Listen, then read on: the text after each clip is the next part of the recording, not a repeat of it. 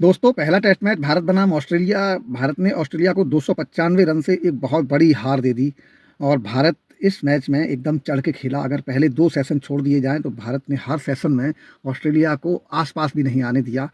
पहले 2 सेशन में भारत ने खराब बल्लेबाजी की, हालाँकि आप ये कह सकते हैं कि उस समय विकेट बल्लेबाजी के अनुकूल नहीं था, तो भारत 150 रन पर ऑल आउट हुआ। लेकिन उसके बाद शुरू होता है जसप्रीत बुमराह का कहर।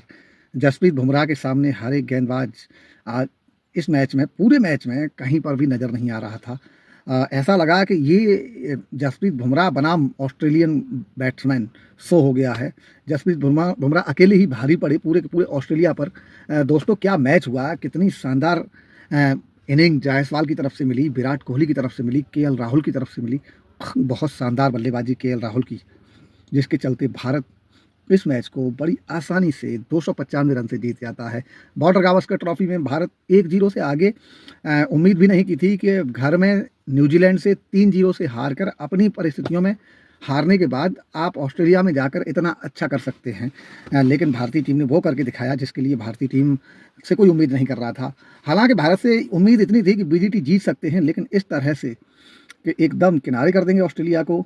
ऑस्ट्रेलिया के तो बिल्कुल ये मान लीजिए कि कहीं पर भी न बल्लेबाजी में न गेंदबाजी में कहीं पर भी दिखा ही नहीं ऑस्ट्रेलिया। शुरू से बात करें, भारत ने जसप्रीत बुमराह को कप्तानी दी क्योंकि रोहित शर्मा इस टेस्ट मैच से बाहर चल रहे थे। जसप्रीत बुमराह का वो मूव, जिसको लेके शायद शुरुआत में सब लोग कह रहे थे कि ये गलत मूव ले लिया। टॉस जीतकर पहले बल्लेबाजी करना, ये फैसला लिया जसप्रीत बुमराह ने। काफ़ी ब्रेव डिसीजन था और भारतीय टीम 150 रन पर 2 सेशन में ऑल आउट हो जाती है। और उसके बाद फिर जसप्रीत बुमराह को क्रिटिसाइज़ किया जाता है कि ये क्या डिसीजन था, क्यों बल्लेबाजी की।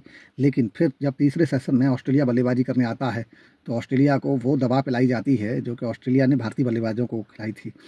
जसप्रीत बुमराह नाम का तूफान आता है और उस तूफान में ऑस्ट्रेलिया मात्र 104 रन पर बनाकर पूरी की पूरी टीम ऑल आउट हो जाती है। और इस तरह से भारतीय टीम 46 रन की लीड लेकर दूसरी पारी में बल्लेबाजी करने आती है। और दूसरी पारी में जब बल्लेबाजी शुरू करते हैं यशस्वी जायसवाल और केएल राहुल, क्या शानदार पार्टनरशिप लगाते हैं। पहले विकेट के लिए 200 रन की पार्टनरशिप, 487 रन टोटल 6 विकेट के नुकसान पर बनाती है भारतीय टीम। और वहां पर जाकर विराट कोहली की सेंचुरी होती है और उसके बाद जसप्रीत बुमराह पारी डिक्लेयर करते हैं।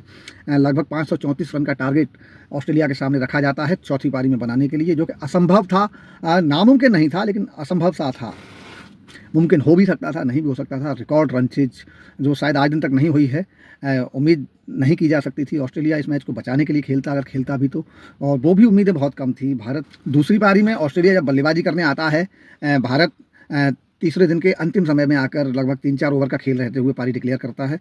और उसके बाद ऑस्ट्रेलिया बल्लेबाजी करने आता है। फिर जसप्रीत बुमराह का वही अंदाज और 3-4 ओवर के खेल में ही 3 विकेट ले उड़ते हैं भारतीय गेंदबाज ऑस्ट्रेलिया के, जिनमें से उनके दोनों ओपनर होते हैं और साथ साथ एक नाइट वॉचमैन के रूप में आए पैट कमिंस कप्तान, उनका भी विकेट चला जाता है। और उसके बाद चौथे दिन भारतीय टीम ने बाकी के 7 विकेट भी ले डाले। मात्र 238 के स्कोर पर रोक दिया ऑस्ट्रेलिया को, 10 विकेट से ऑल आउट कर दिया। दोस्तों, इस पूरे के पूरे मैच में जो एक्स फैक्टर थे, विराट कोहली, जसप्रीत बुमराह अपनी प्राइम फॉर्म में, जो कि फॉर्म उनकी ज़रूरी थी, उसी फॉर्म में दिखते हैं। जसप्रीत बुमराह यही अपने ही घर में जब न्यूजीलैंड के खिलाफ खेल रहे थे तो वहाँ ज़्यादा असरदार नहीं थे, लेकिन ऑस्ट्रेलिया में जाकर ऐसे दिखने लगे हैं कि इनको खेलना नामुमकिन हो रहा है। एडम गिलक्रिस्ट भी बोल रहे थे कमेंट्री में कि Jasprit Bumrah is unplayable by Australian batsman, और ये हकीकत है। दिखता है कि जसप्रीत बुमराह कितने खतरनाक हैं। बूम बूम बुमराह की वजह से ये मैच एक तरफा भारत ने जीता, ऑस्ट्रेलिया को कहीं पर भी खड़ा नहीं होने दिया। सारे के सारे सेशन लगभग ऑस्ट्रेलिया से भारत ने जीते, पहले 2 सेशन छोड़ दिए जाएं तो। दूसरी पारी में ऑस्ट्रेलियाई बल्लेबाज को ज़्यादा खास नहीं कर सके। एक बल्लेबाज जो कि भारत के लिए बहुत बड़ा सिरदर्द है, ट्रेविस हेड, वो खड़ा हुआ 101 रन में 89 रन की ताबड़तोड़ पारी, जिसमें उन्होंने 8 चौके लगा दिए। बहुत शानदार खेले। मिचेल मार्श 47 रन बनाए, बहुत अच्छा खेले, लेकिन टीम को हार से नहीं बचा सके। दूसरी पारी में जसप्रीत बुमराह 3 विकेट लेकर गए और उनके साथ साथ मोहम्मद सिराज ने 3 विकेट लिए। वाशिंगटन सुंदर ने 2 विकेट निकाले, हर्षित राणा 1 विकेट और नीतीश रेड्डी मात्र 4 ओवर कराए 1 विकेट लिया। नीतीश रेड्डी का ये डेब्यू मैच क्या शानदार रहा। बल्लेबाजी में तो नीतीश रेड्डी ने एकदम ताबड़तोड़ अंदाज में बल्लेबाजी की है। पहली पारी में भी नीतीश रेड्डी टॉप स्कोरर थे भारत की तरफ से, 41 रन बनाए, 59 गेंदों में 6 चौके 1 छक्का लगाया। और दूसरी पारी में भी विराट कोहली के साथ आकर क्या शानदार बल्लेबाजी की नीतीश रेड्डी ने। ये लड़का मुझे लगता है कि बहुत आगे जाने वाला है। नीतीश रेड्डी नॉट आउट रहे, 27 गेंदों पर 38 रन बनाकर 3 चौके 2 छक्के लगाए। तो मुझे लगता है कि नीतीश रेड्डी बल्लेबाजी ऑलराउंडर के रूप में भारतीय टीम में अब स्थिर होने वाले हैं। दोस्तों देवदत्त पाडिक्कल इस मैच में कुछ खास प्रभाव नहीं छोड़ सके।